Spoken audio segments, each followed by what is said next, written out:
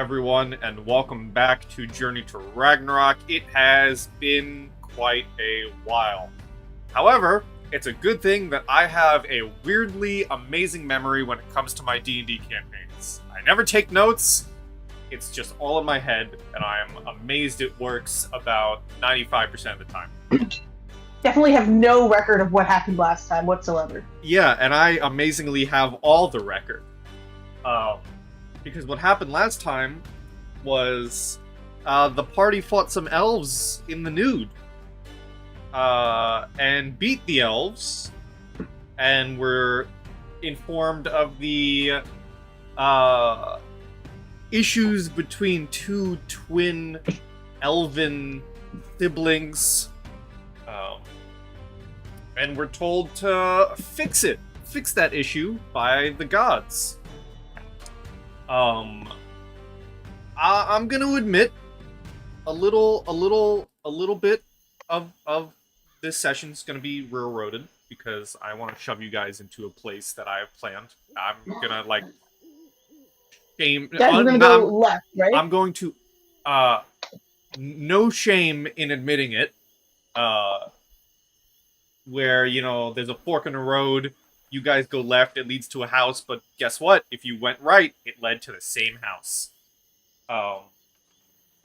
Because you were heading your way to talk to some of the other houses. Talk to the houses of the elves.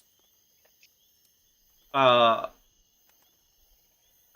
as you guys leave and go to talk to some of the other houses, I'm just gonna say that most of the information we're gonna speed that up. Most of the information that you get is the other elves are semi-aware of the conflict.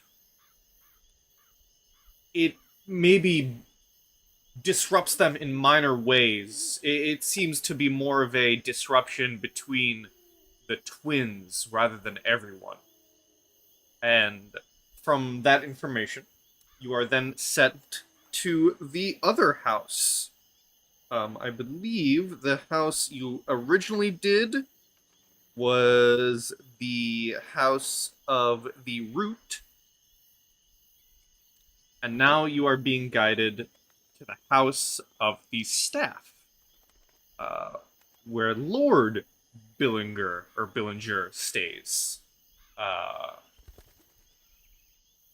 As you are guided, you find a similar open house, wooden house, similar to one of these that you see on the map.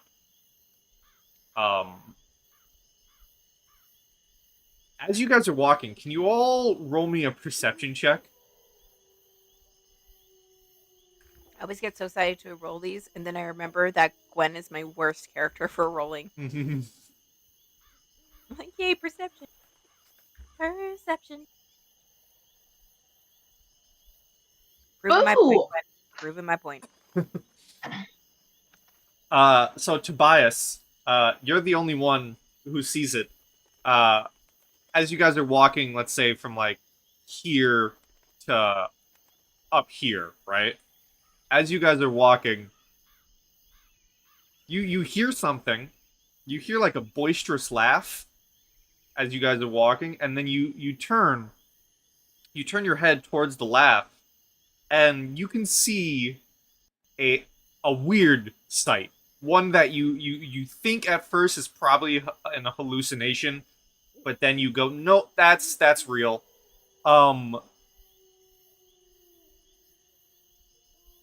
Ezekiel is currently leading a group of elves in a cookout. Is it a fun, cool cookout? Or there's one of those makeshift super classic cookout? No, it's one of those makeshift, stone brick grills and makeshift lawn chairs out of, wooden out of tree stumps, Mm-hmm. And it's very odd because he's very much just talking in common, and the elves are just going along with it.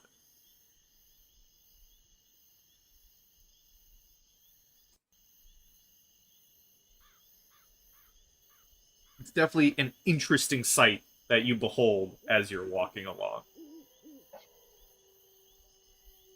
Out of curiosity, which houses are in attendance?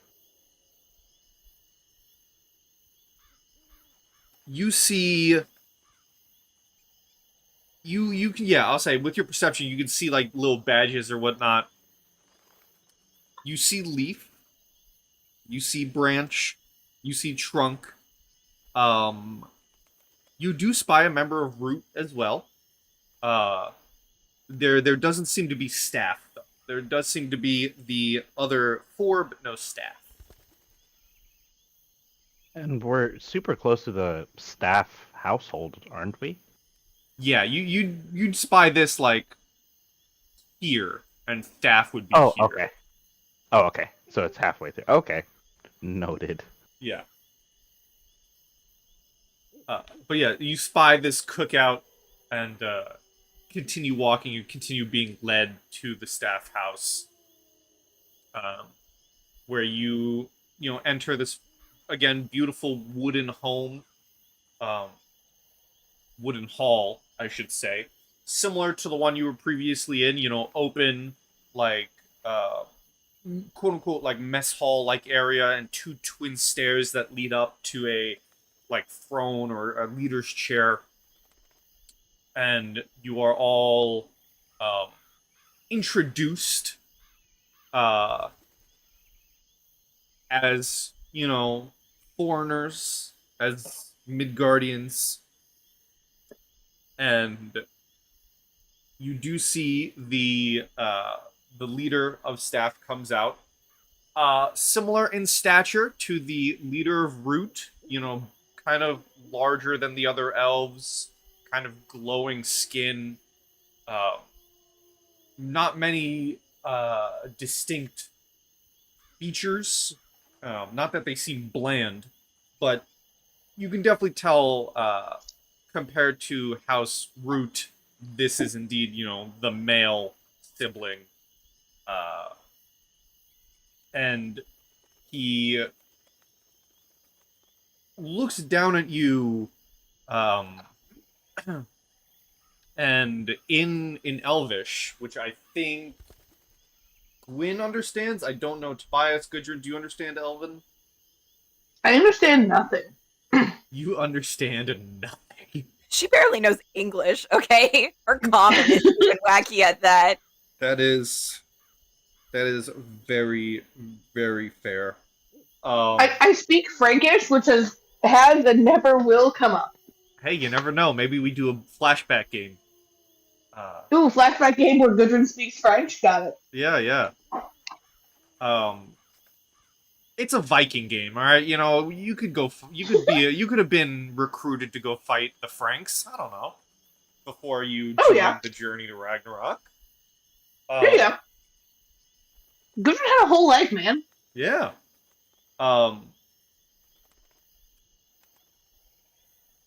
He looks down and simply asks in Elvish, "What brings Midgardians to my home?"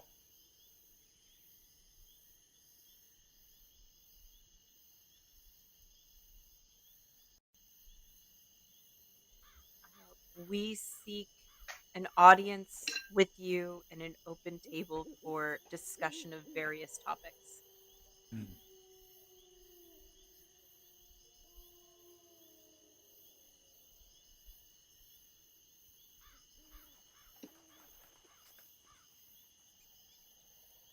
Very bold of you, Midgardians. I am willing to receive you at my table should you prove your worth to me. Gudrun reaches into her pocket. She's like, "I got 5 silver. Is that worth it?" Do you not? You don't understand Elvish. Oh, right. Damn I it. just start offering money for no reason. Yeah, damn it. I forgot. I was just so engaged for a second that I forgot that I can't actually understand anything. You said 5 silver? Yeah. Astrid reaches over and takes it. Love that. Gwen nods and gives a bow of respect and says, um, "the the customs in which is needed to be fulfilled to grant an audience with you, we will happily oblige to do so." Good. He looks to a, like, what could be described as like a quote unquote, servant elf, someone much smaller standing next to him. Looks at them and says, "They will tell you of our customs." And then he looks at a nearby table and says, "You may rest should you find yourself weary for now. This challenge may prove draining of you, Midgardians." Remind me, because I can't find the notes. What does this house value? Is this the value of knowledge? They value craftsmanship. Just craftsmanship? Yep. Craftsmanship is the big one. Okay, gotcha. And offering you a table to rest, and you do see this other elf approaching you in like these white robes. He does take a seat back on his throne-like chair. I will give a bow of thanks, kind of ushering the rest of the party to also bow and say thank you for this opportunity. We will take the rest that you have presented and look forward to learning more about your customs. I imagine Astrid probably bonks Gudrun on the leg with like the hilt of her sword to make her bow. Oh yeah, no, Gudrun was not taking the hit, so thank you. Like, damn it, Grandma, bow. Right. I will lead the group to the designated table, giving everybody a rundown of like the brief conversation that I had. And I'd like to look around. If they value craftsmanship, can I tell by the displays in the room what the priority craftsmanship is? Is it steel work? Is it wood carvings? Is it like what is there anything that would give me like a hint of that? Give me an Arcana. Ooh, Arcana. Okay.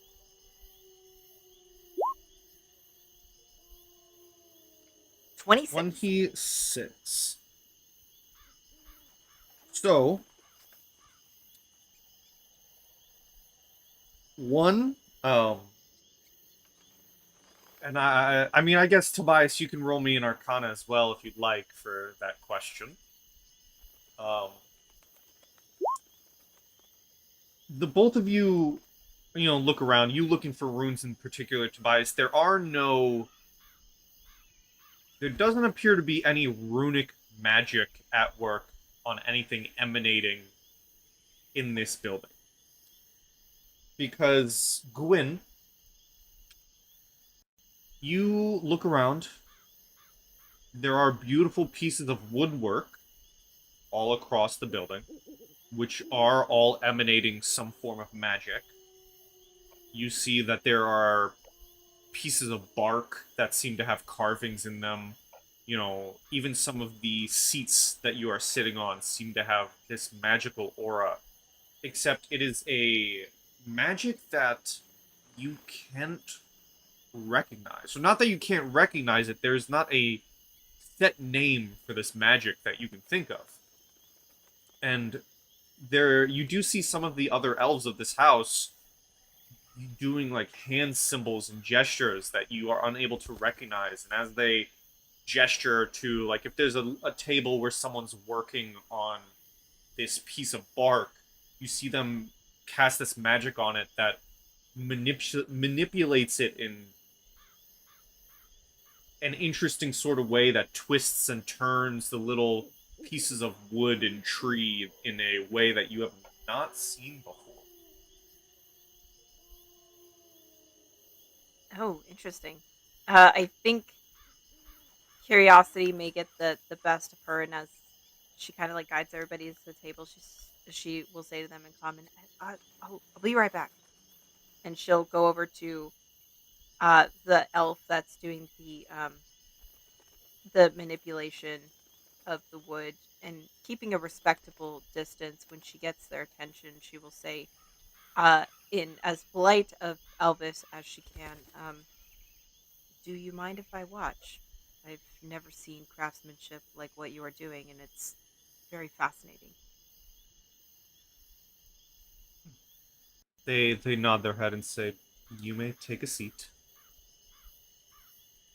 "Thank you," and she will sit relatively close, not uncomfortably close, but enough to make them aware, like there's a genuine interest there, and she will just watch the whole time and see if she can pick up on anything that he's doing that may be triggering the magic that he is using.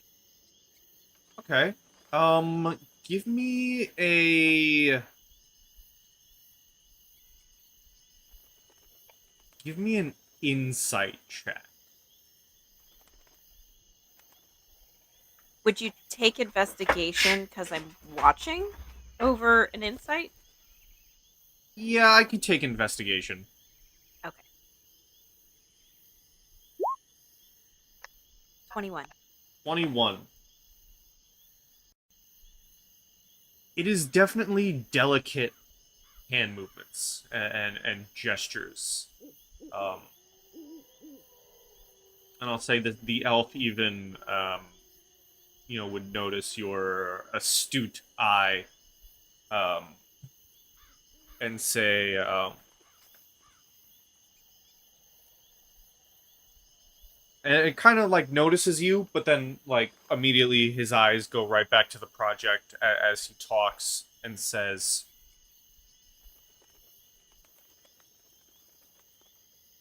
"This magic is not likely one you are going to learn in your everyday life, Midgardian. This magic has been formed and developed by our very house, which allows us to manipulate the wooden materials around us any way that we wish, allowing us to make marvelous shapes out of them. This very building was made through our house's magic."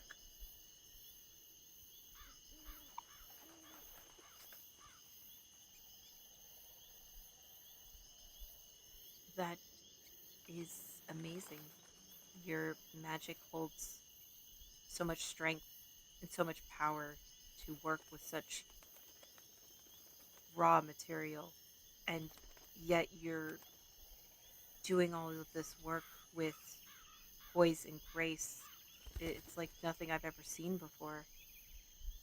I like, understand and accept that this is probably something that I would never learn, but just to be a mid guardian, to be able to witness it, it is incredible and beautiful magic. Yes, it is quite rare that we have one of you in our house. It is even rarer that our leader has agreed to accept you. And it will be even rarer if you all come back in one sound peace of body and mind when you accept his task.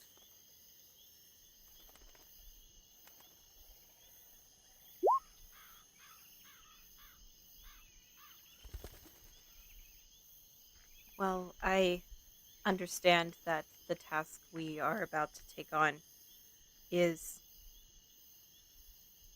something that can be very risky.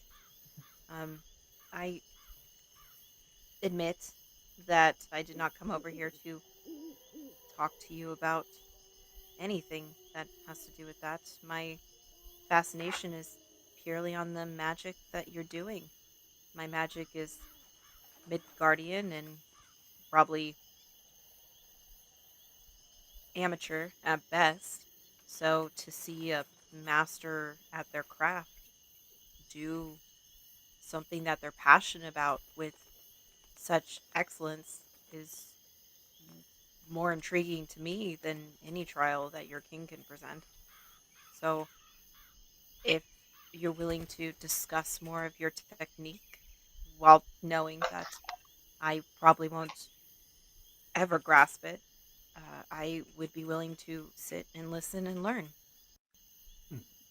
Well, I can't call myself a teacher, but perhaps you might learn through my work. So why don't you sit and watch, and maybe your eyes will pick something up. I will give a very polite nod, followed by a small bow of my head, and I will scoot uh, just a little bit closer so that I can pay more attention to his movements and things like that. If this is something out of character, if this is something that shows up later on or within the trial, may I roll a history check to see if I can try to even mimic what he's doing to some degree? Give me a just give me your straight intelligence roll. Sure. 21. Okay, so like I said in the chat, the work that he's doing is very much like ice sculpting, but with wood. Um, think of how, when you see ice sculptures, they're very perfect, very well made. It's like that, but magic and with wood instead of ice. Okay. It is very much more. The best way I can describe it is compared to regular druidcraft that you might see Tobias have done, or previous druids, or other nature wielders in your life back on Midgard. This isn't crude work, or it's not work that feels like it is ripping up the land or whatnot. This is very much beautiful work being done. You are watching him work on this piece of bark, and all you can think of is, wow, this really is just beautiful work. And with your 21, I will say, I will give you advantage on your chosen roll. Cool. Thank you. And as you're learning and listening, the elf that was assigned to come up to you guys and teach you the customs walks past the two of you, goes to the table, full-blown begins explaining it in Elvish. Which I need to figure out, I don't know if Astrid knows Elvish. I will check. Hold on. I have access to her character sheet.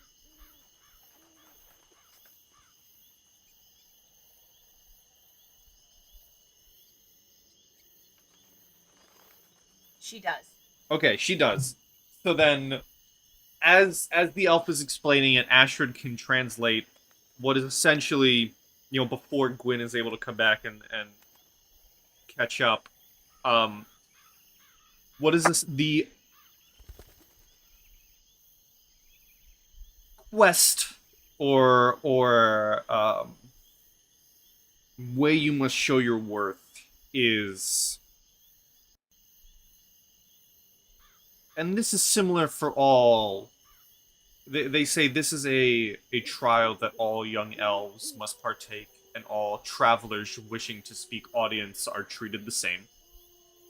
You must enter the forest to the north of Billinger's realm, north of his home, and bring back a piece of bark that must be in harmony with the world, and one that must match and resemble your life experience.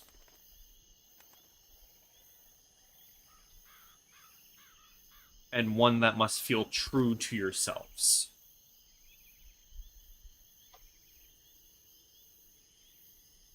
And I'll say, they kind of leave it at that, and then walk away after explaining it to you.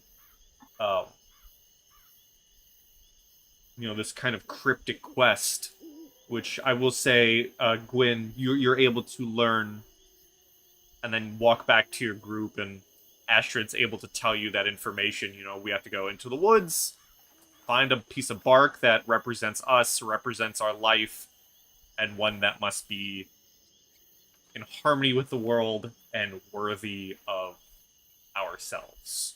Question mark.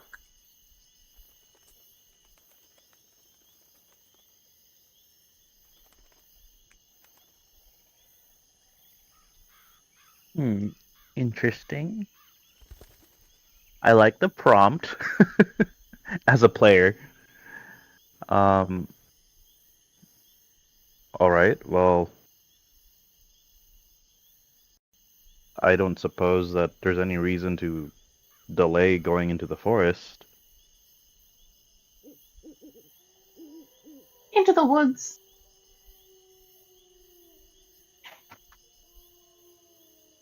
All right. Let's go. All right, let's go. Okay. You all set off into the woods. Let's see. Can the three of you roll me a D100 each, please? Sure.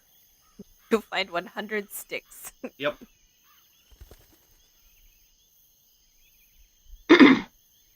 Tobias finds 5 sticks. Gwen finds 79 sticks. I wanted 69 sticks, 39. but I didn't. I know. Gwyn, we start with you. Okay. As your group walk into the forest to the north of the house, and it's normal, wooded tree, normal forest, like our normal woods, regular green bushes, big ol', normal trees, everything is normal about these woods. You guys get what I'm putting down? They're very normal woods. Not Guys, strange, these are the weirdest woods I've ever not been in. weird, nothing's gonna happen. They're normal woods. We're gonna get jumped right now. Okay, I trust Dragon you. attack. Rocks fall, everybody dies. Yes. That's normal. Dragons live in the forest. It's fine. There's nothing abnormal about this. Very normal forest. So everything is perpendicular. Got it. Yes. That's a joke for all the math nerds. The entire forest is a mimic. Because it's too perfect. No. As you're walking, you get this sense of change over you, Gwyn. This sense of almost calmness, even. But at the same time of calmness, you realize that where once you were walking side by side with your allies, they are no longer next to you. Uh-oh. And you find yourself in this glade, almost. This very beautiful glade. A flowing waterfall that rolls in. Beautiful flowers all around you. And at the center of this area is a tree. A singular tree. One tree. Very different to the other trees. You notice that there are various different symbols etched into this tree, even from afar.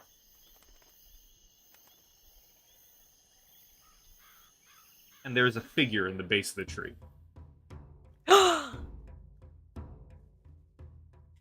Okay. And I'm completely by myself. You do not see your allies. You see trees around you. You see this waterfall flowing into a little river. And at the other side of the river is Mimir in this tree with various symbols carved in the base of the tree.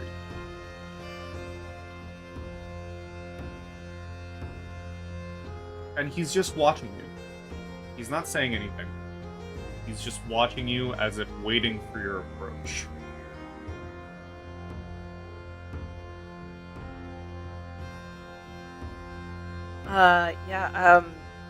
Gwen just kind of stops staring at Mimir in the tree, kind of bewildered at him being there, and she kind of looks around, having expected him to. Is it a human body, or is it like his manifestation when he came out of a tree the first time she met him in the forest? Give me an Arcana. Sure.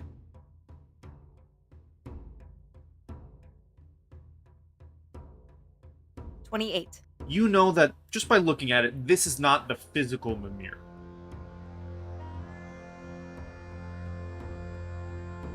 But it is. It is almost... the physical body is there. You see him trapped within the tree, but you know that whether a tree has a different shimmer that it shouldn't have, or the sky seems too perfect, this is definitely something you've walked into rather than it being the true figment before you. But it doesn't seem harmful.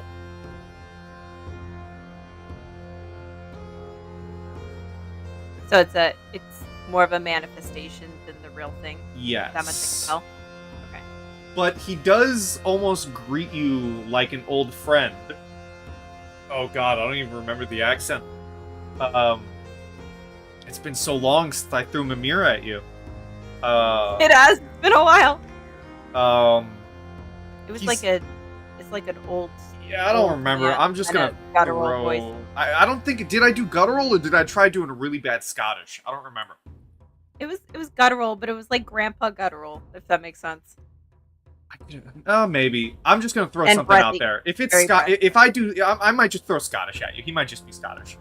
I'm just gonna throw an accent and see what works.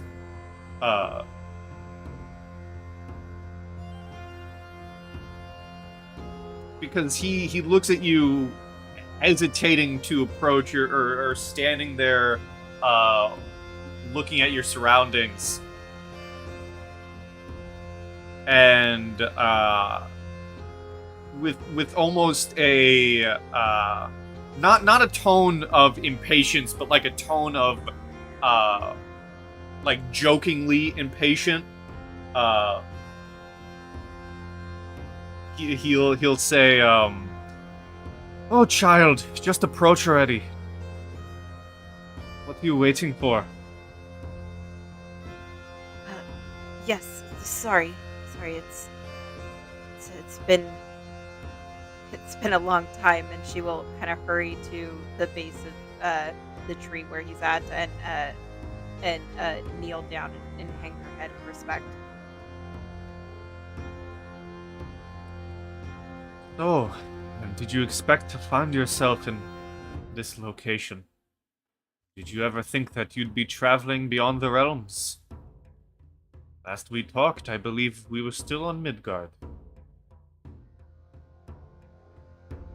Her head will rise as she kind of sits back on her heels, looking up at him and say, "No, I never thought that I would go any further than Midgard, except when I was welcomed through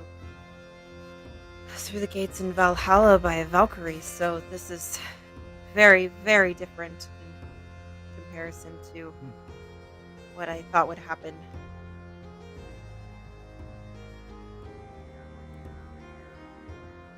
And how is it treating you? Has it taught you on this journey? I started out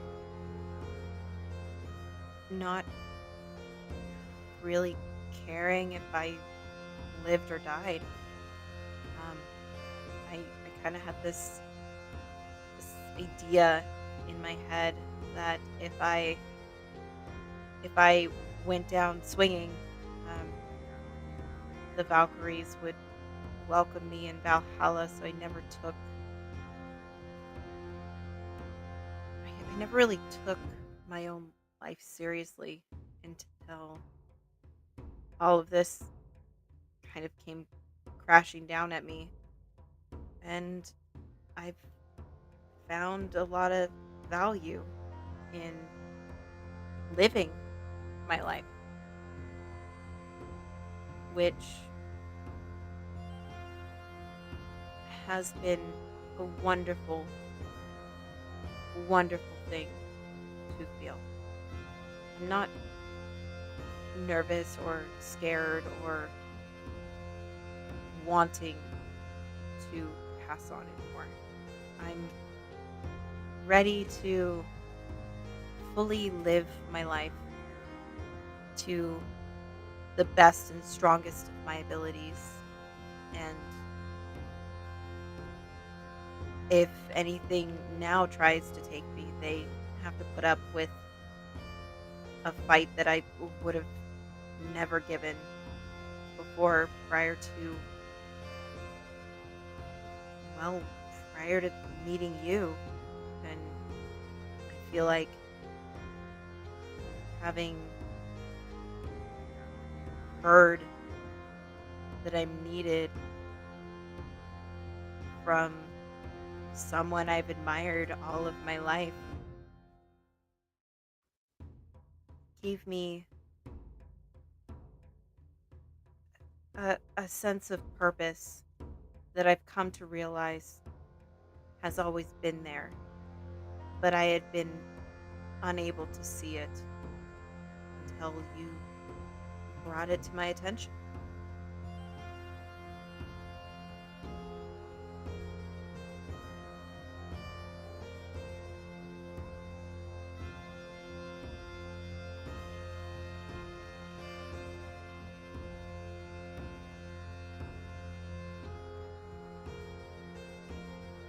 You have not just been chosen by me, but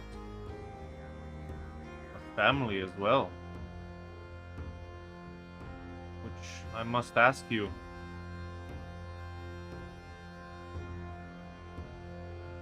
You may find yourself ready and willing for these journeys that we task of you. But what do they think of you, lass? What does your family think? Do they find you worthy? And as he finishes that, his eye kind of glows similar to the image and projects out several images. The first image that comes up after he says family is the image of Sturmir, Thor's chosen warrior who died fighting the Rune Thief. The next image that appears next to him is the chosen of many gods, Tobias. The image next to Tobias is actually a twin image. Two twin brothers you fought alongside of, Eirik and Kjol Eriksson. Family friends of old. The next image is one of a very older woman, crazed look in her eye, unmistakably Gudrun. The next image is of a short and stout dwarf, big belly, bird on his shoulder. And they're all stood in a line. And directly in front of all of them, the last image appears of a Astrid. But not how you know her now, but how you knew her at the very beginning of this journey.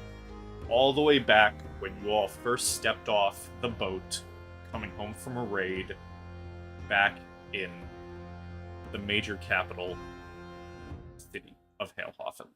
No green hair, no locket, Astrid as you know her. And he repeats the same question. Do they find you worthy?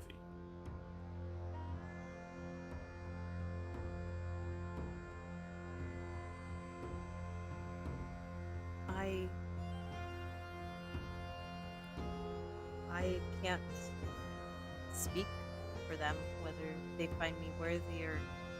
And she stops as she talks, and her eyes land on Tobias, and she goes, I can't speak for all of them, but I can speak for one, and that's him. And she will point to Tobias. Say, if there is anyone on Midgard and beyond who has always had faith in me, and it has never waned, it's him. He believes that I am worthy. But more so than him, I know I am worthy.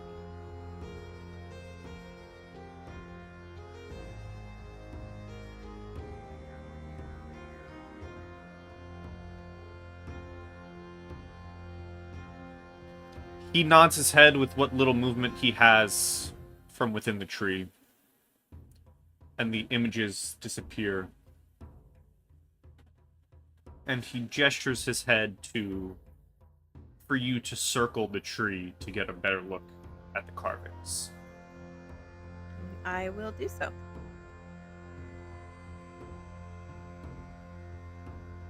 As you circle round, you notice there's a knife nearby. And he says,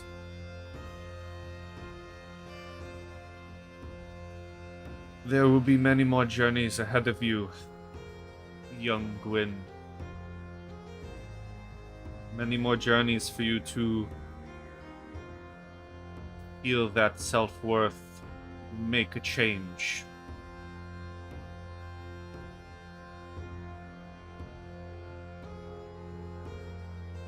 Take it.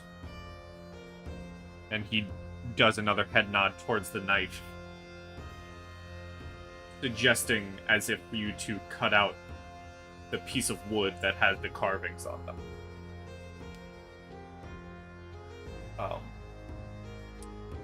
Would you like to roll me an Arcana to investigate the carvings? Or a history, Sure. actually. Maybe a history. I'll take either. Whatever you fancy in the moment. I guess, are they familiar carvings or runes that are on the tree? Like, at a quick glance, because I think if they are, and like there's a chance I may know what they are, I would go with history, but if not, it would be Arcana. Give me a history.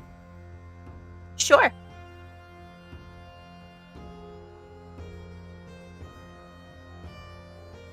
$28. So as you look them over one by one, before you begin to carve the piece out, your eyes gloss over the first symbol, and it glows for a second. It glows this deep red color. It is a symbol that you recognize perhaps from your books, old books. Kind of circular, almost a circle, but the ends of the circle are cut off and instead show two lines almost. The red fades, and this is the symbol that it leaves behind. Oh. Okay. You eye the next symbol. Again, it glows red for a moment. Almost a swirl, a ring of shapes. Three distinct, or three similar shapes in this swirl. Flash red, and then again, go inert, as this is the symbol that it leaves behind.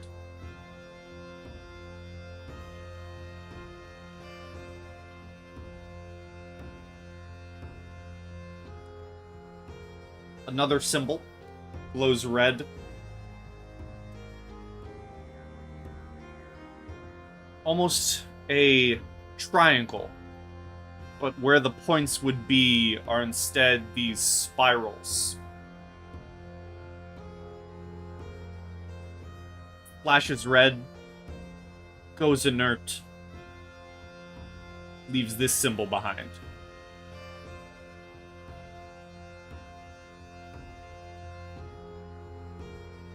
And you are recognizing all of these symbols from your books, thanks to your history.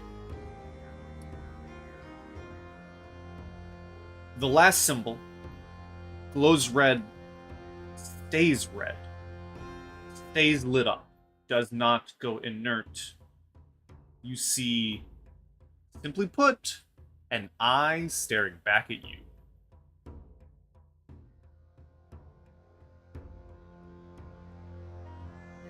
Okay.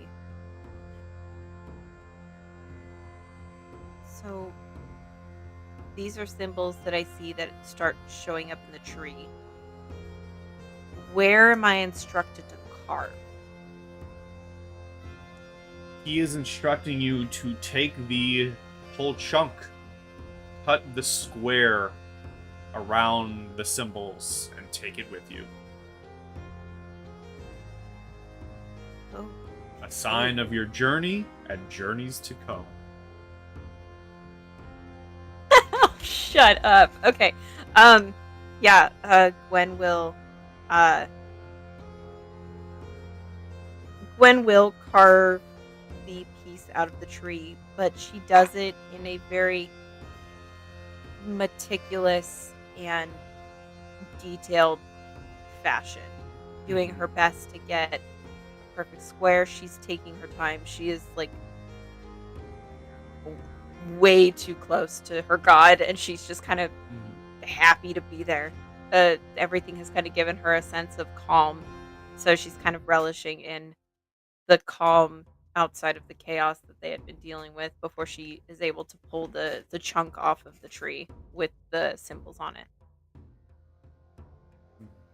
As you take this moment before removing the piece of bark, you don't feel rushed. This does feel as if time has come, time has stood still. You are able to take time here to sit next to Mimir. Eventually, though, he does say,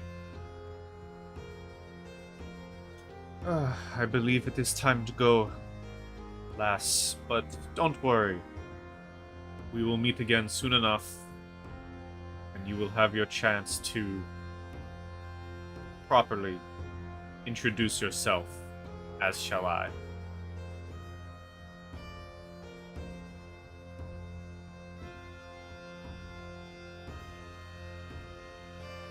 Thank you. I thank you for all that you have taught me about not just the world, but being myself and being okay with being myself. I've learned a lot and look forward to continuing to learn under your leadership. And I thank you.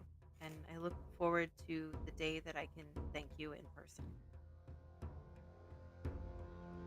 He nods his head towards you, allowing you to turn and leave and begin walking through the totally normal woods. Might I remind you that they're normal? You begin walking back through this glade the way you came. And eventually you do begin to hear the sound of the waterfall fade and die down, before you find yourself right back where you entered the woods with your group. However, your group are not there. But you do find yourself standing with this piece of bark, with these symbols of other realms in your hands. As you stand there, Gudrun rolled the next highest number, which means it's Gudrun's turn. Gudrun, as you're walking through the woods, the totally normal woods,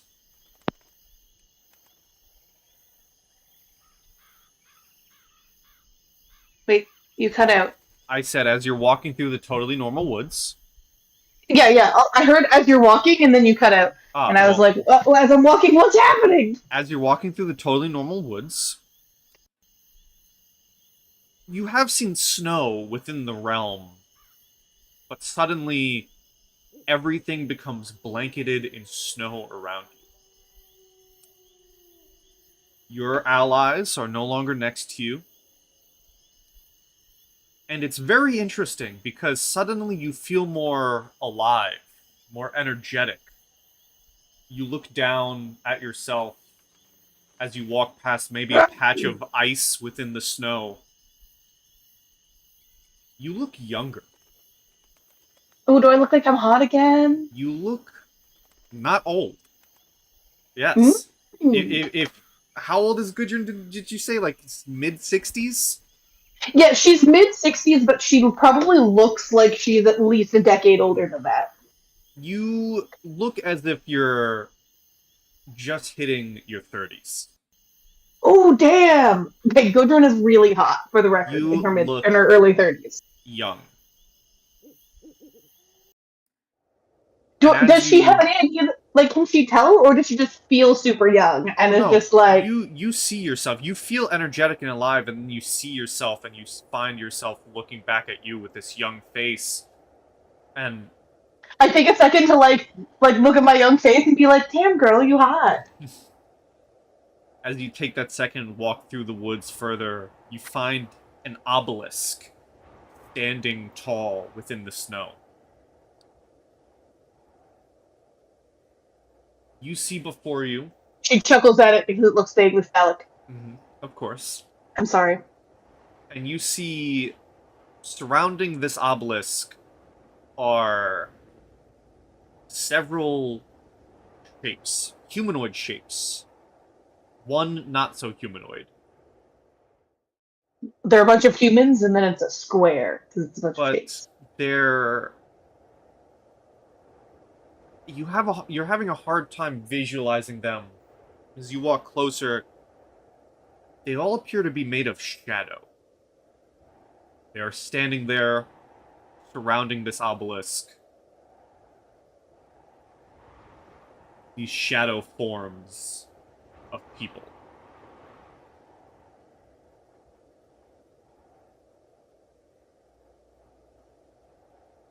Would you like to roll me a history check with advantage?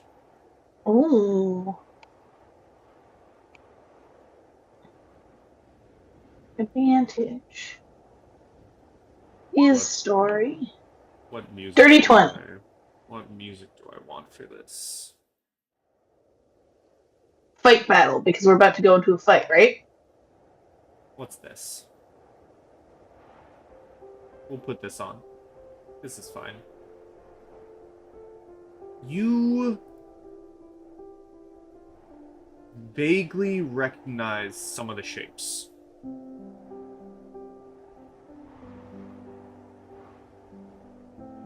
They are definitely people from your past. You see a hooded man with a wicked smile on his face, clutching twin daggers. There is a female warrior holding a bow, nocked with an arrow, and a vague shape of a large bear next to her. You see another hooded man with magic sparking from his hands. And you see a dwarf standing there, a female dwarf with weapon in hand, all surrounding this obelisk. definitely recognizable as people you once adventured with. People who were once your friends and allies.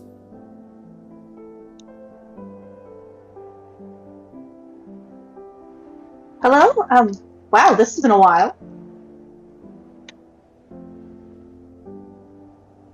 They do not And like seem- Gudrun kind of stares at them like she knows that she should know them, but she still can't remember their names. Like she knows why, you know? You know what I mean? That feeling?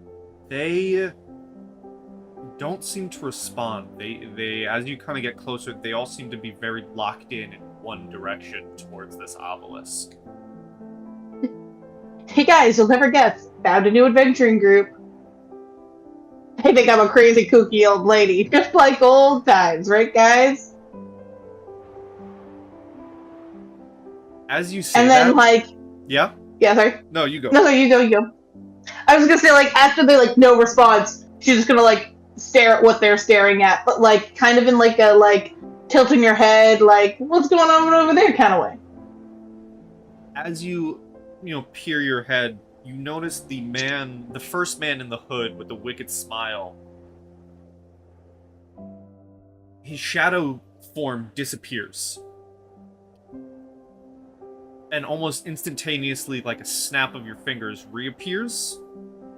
Except there is now the female warrior with the bow and arrow is now lying in the snow with a dagger in their back, clutching their bear, who is also dead, as the man in the hood stands above them with his wicked smile. What are you doing? What have you done? What's happening? As you ask that, two figures disappear. The man with the daggers disappears behind somewhere, you do not see him. The man in the cloak with the magic sparking off him, you see him running. He shifts, his form shifts, and suddenly is in this running position towards the woods, almost as if fleeing away from you all. And you get this jolt of like a memory in your head, as if you are reliving something, but you cannot recall what.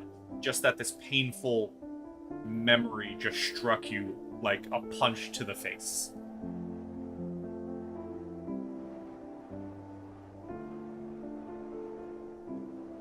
I think Gudrun just kind of like stands there like stunned, like she doesn't have like any fight in her at this moment.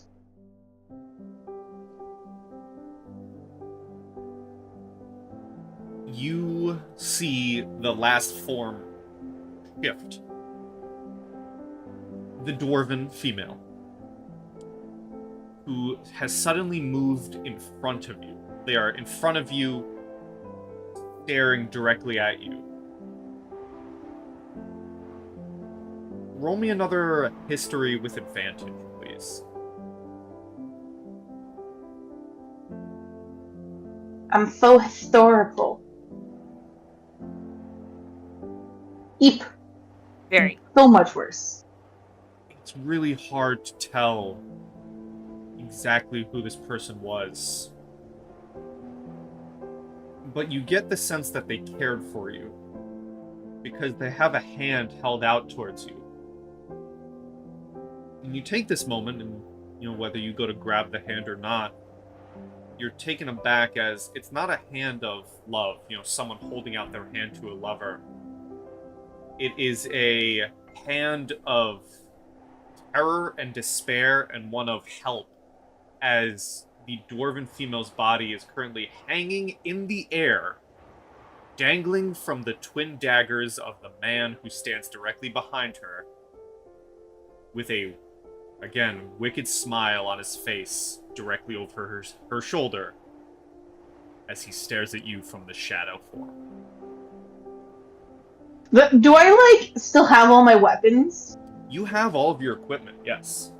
Yeah, I'm just gonna like take out my sword and like run for that guy. Roll me an attack.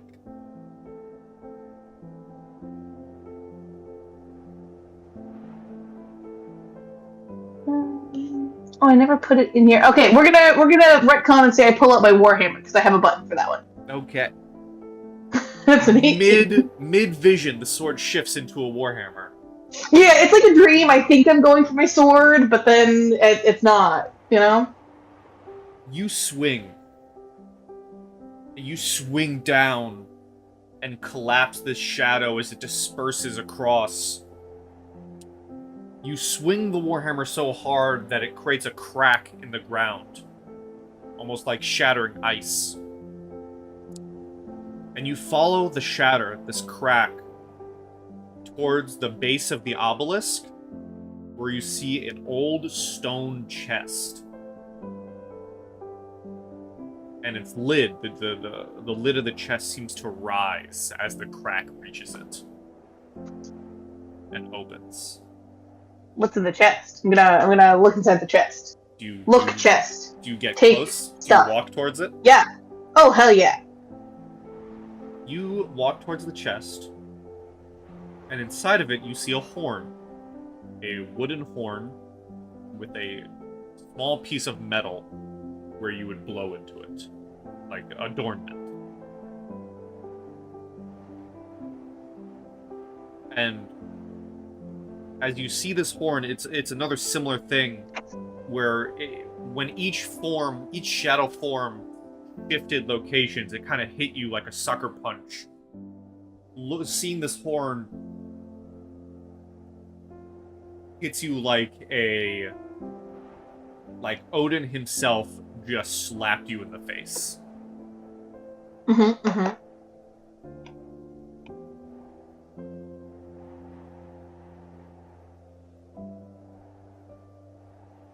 What do you do? I mean, like, if Odin himself just slapped me in the face, I feel like I deserve that one. Well, seeing the horn feels like it. Like, you're getting hit with these... feels like it. Like, you're getting hit with these painful memories that actually hurt. Mm-hmm, mm-hmm. I mean, horns are meant to be blown. Alright, you grab it? Yep. Alright. You play it? You play the horn? Yep. Roll me a wisdom saving throw. Oof. I deserve that. What's your current HP? Just need to judge something real quick. I think I'm at full. So 79? Okay.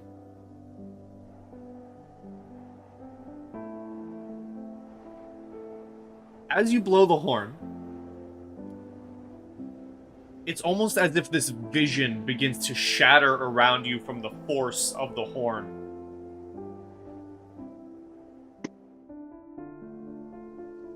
Oh, I had a sound for this and I never added it. Dang it. Shame on me. It's been so long. As you blow the horn, you feel this vision shatter around you, and you feel yourself shunted, like flung backwards, as you're gonna take 38 points of psychic damage. Oh. And you get sent flying onto your ass, back outside of the woods, with not a horn in your hands, but a rather jagged-looking piece of bark. As Gwyn, all you see is the normal woods and a flying Gudrun come slamming into the ground from out of it, joining you at the edge.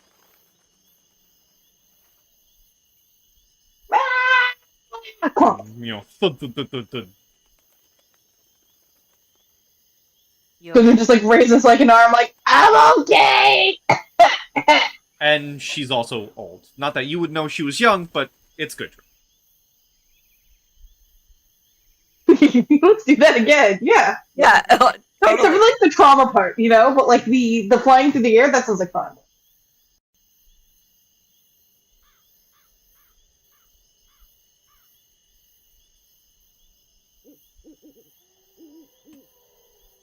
Do you say anything to Gudrun? Oh, I wasn't sure if it would just be a quick cut to Tobias because we'd all end up same around the same area at the same time. Uh, I would walk over to her and shift my, I'm guessing it's a decent sized piece of bark. I will shift it under my shoulder and offer her a hand to stand. Like the Gudrun takes your hand, but like in that kind of way where it's like all of her weight is in this hand right now, and like she's not really properly helping herself up. She's just like totally leaning on you. Oh yeah, we both fall to the ground. I am not strong. Yeah, I'm So sorry. you just bring Gwyn to the ground with you. Pretty much. Yep. I'm sorry. So Gwen falls to the ground and rolls over onto her back, looking up at the sky, and just starts to laugh. Just a big, just that genuine, laugh of This mix comes of from relief. deep from your. Yeah, And I think Gudrun at first is like, oh shit, and then Gudrun joins in, and with some very cathartic laughter that she needed after that. yeah. They both are just She laying on the cackled. ground, staring up at the sky, both just laughing. Hmm. And it's a weird, genuine moment, I think, between the two of them. Yeah, As the two of you laugh, disgustingly cute. um, I need to do something real quick. One moment.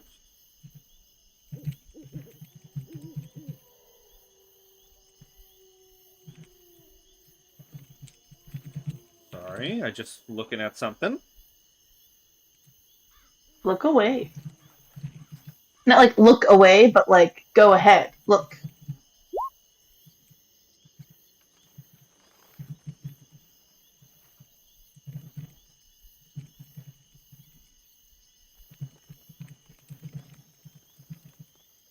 Okay.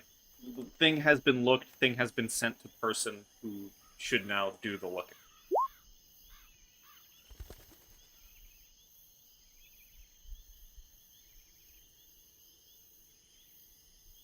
Yeah, Tobias gets the boss fight. Tobias, what- you have This is we're what Pepper we're gets for missing. yeah, we're She gets switching we're switching genres. You have to just fight a Balrog. All right, well, here we go. You shall not pass! Oh my god, Halloween episode where Gudrun is dressed as Gandalf. Yeah. It's Gudrun the Grey. Gudrun the Grey. Okay. That's hilarious. Tobias.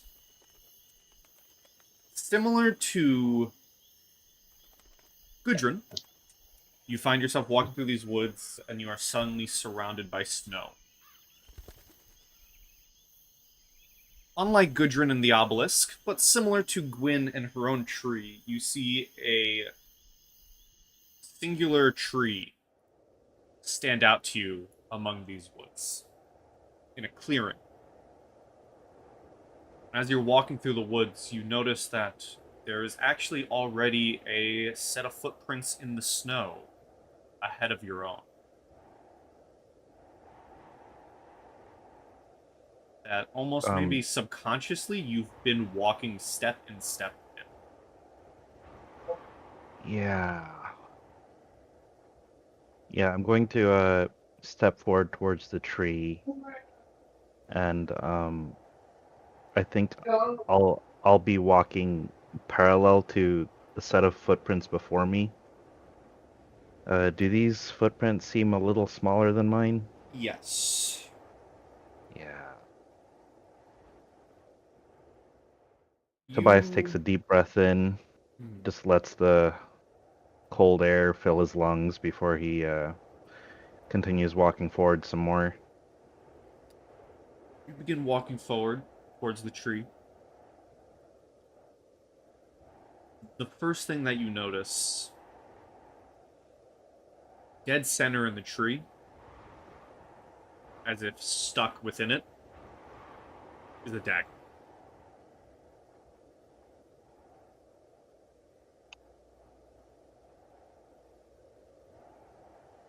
I will grasp the dagger and yank it out. Roll me a history, please.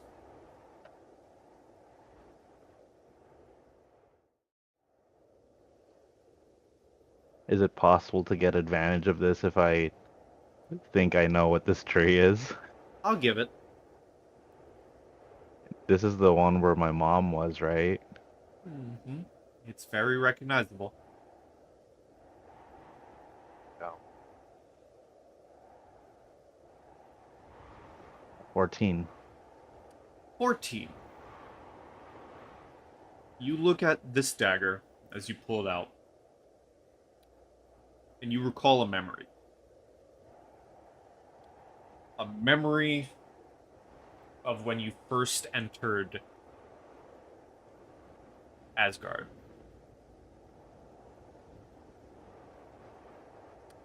There was a certain figure there waiting for you to give you the tour.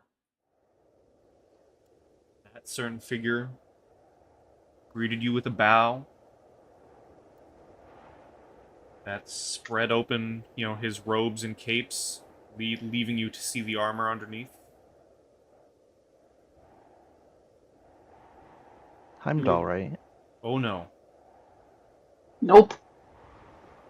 You recall this another dagger figure. being within his belt. Oh, Loki. Okay. Tobias kind of just stands there looking at the gleam of the dagger and mutters, "All right, what's this supposed to mean, Loki?" As you ask this and look at the gleam of the dagger, you hear a loud thud as if dropping from above you. And as it drops, you begin to hear the creaking of rope. As you turn around and you see there hanging isn't Loki, isn't your mother, it's Odin. As the tree suddenly fills with dozens of ravens, all cawing at the same time.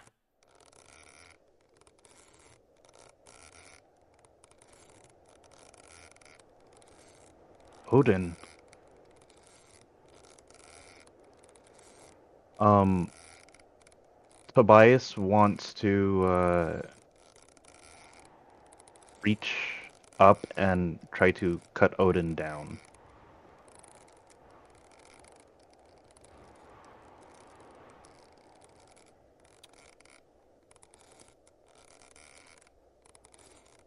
As you go to reach to cut the rope,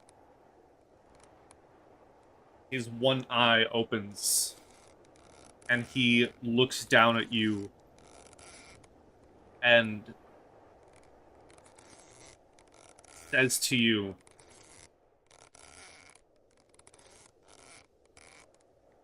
"This day changed your very fate. This day changed who you would become. This day set you on the path of destruction for all 9 realms."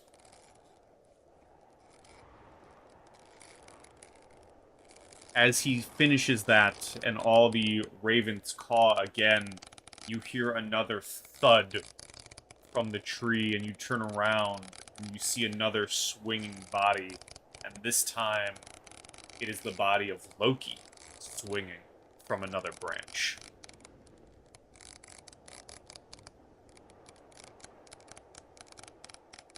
Tobias listens intently for what Loki has to say.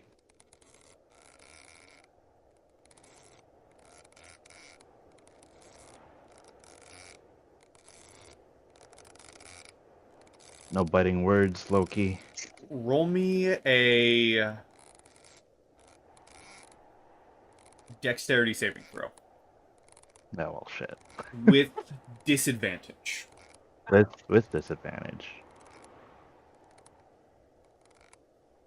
15? 15.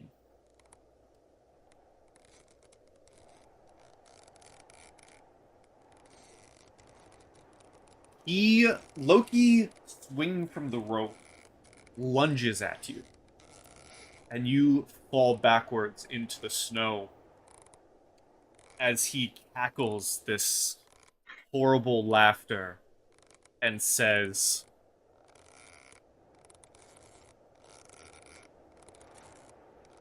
"I will cherish your death at my hands, just like I did hers." And begins to cackle once more as you feel not the wetness of snow, but as you look down where you've fallen, the wetness of blood begin to pool underneath you. And this cackle of Loki begins to fade off into the distance as a pool and trail of blood flows to you, where you see the dagger in your hand has disappeared and has currently pinned your mother to the tree.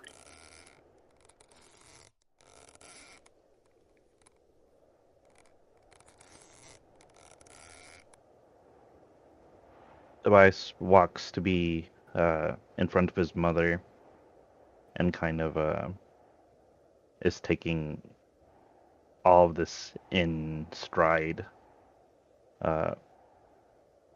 But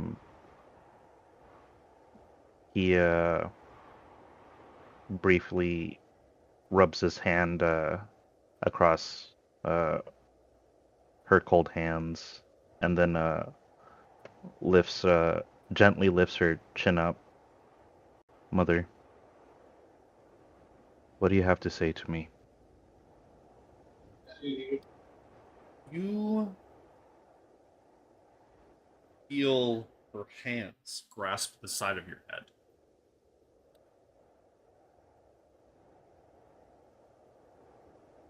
A very familiar and loving feeling.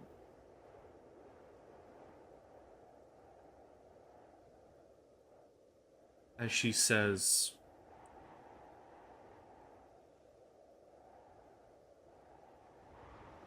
"You have grown so much. You have grown into such a wonderful person. What I did for us. Now I need you to live for the two of us, to live for our family, and to live for all those who will come after." And you feel her forehead press to yours as the feeling of your mother begins to fade through you, leaving the dagger once more stuck within the tree. Mother, I can do that.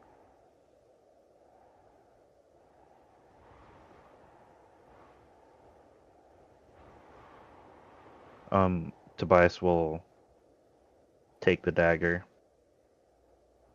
and look up at the tree, and I think the area that was stained by my mother's blood, I think would be the area that Tobias strikes. And as you strike, and rip into the tree. Eventually, where the dagger was once plunged, where the blood has stained red into the bark, you rip free this piece and now hold it in your hands. Mother, I don't know if you can hear me, but life has taught me a few things in your absence. A great many things, to be certain. My life began destined to grow contrary to my lineage. I didn't grow up running with wolves, but learning to bring peace. I am to expect to be eventually ascended to the station of a pillar, as was with you. But a greater calling for peace had me travel through many of the 9 realms. I was taught to be wise, and yet at every turn, I am left wondering what will happen next. I am a twisted man without being ill, a broken man without being hopeless, and a blinded man without being lost. I am simply who I am, but this world, the peoples of the realms and the gods which have found it suitable to bless me, have defined who I have become, and despite being molded against my will, I am stronger for it. I have faith that whatever comes my way, I will overcome, and that whatever hardships tear away at me, I will have the strength to hold on to what truly matters. My reasons to look forward to waking every new day. Trees bend with the wind, uh, Tobias says, looking around and seeing the pattern of wind cross through the blood. But my friends and people form the water and good soil which give it a chance to stand. And Mother, Gwyn, she's the sun that pierces the cold, the one that I've been reaching for since the day her light graced my eyes. Take comfort in your son, knowing that I have the means to blossom and to live for both of us. I miss you dearly, and I hope that in this memory, my message has the greatest chance of reaching your ears. I love you. And as you say that, spin on your heels, begin walking out of the woods. You find yourself at the edge where Gwyn and Gudrun are just coming down from a laughing fit. And the two of you see Tobias emerging rather somberly from the woods, almost seemingly out of nowhere. I think as soon as their laughter starts to reach his ears, um, I think he'll quickly wipe his eyes and start to chuckle, uh, knowing that this is just where he belongs at the moment. Uh, what does the piece of wood he's holding look like now that he's out of the vision? It is similar to what you carved from the vision. It is a very jagged piece of bark, slightly cherry red in color, with one singular marking of a cut within the middle of the bark.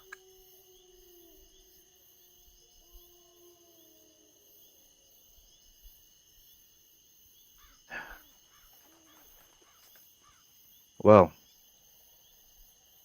I'm sure you two went through some wonderful adventures as well. Yeah, wonderful. Mine was very enlightening, though it did come with a odd piece from it. Oh, and she will place her chunk of bark down on the ground, pull out her spell book, and start drawing the symbols in her book on an empty page, so that if they either take the bark from her or if the symbols vanish, she has a record of them. Okay. As you begin to Gwen. jot down the records, yes, to Oh, Gwen, Hmm. why is your piece of wood looking at me? And- That's what eyes do, Tobias. They look at people. and as you stare at the eye, Tobias, maybe a bit freaked out. Why is this piece of bark staring at me? We'll see what our last member experiences in our next session. Nice. I like that Dun session. dun dun. Nice segue. That was fun. We shall see what I get to put dear ol' Pepper through in session 46. Oh, it's gonna be so good. Oh, it is. For now, this has been Journey to Ragnarok. Everyone say goodbye to YouTube. Bye, YouTube. Goodbye, YouTube. As always, good pie and stay sweet. And I make no promises that this giant-ass break will never happen again. Who knows what will happen. But for now, hey, you get session 45, so enjoy that.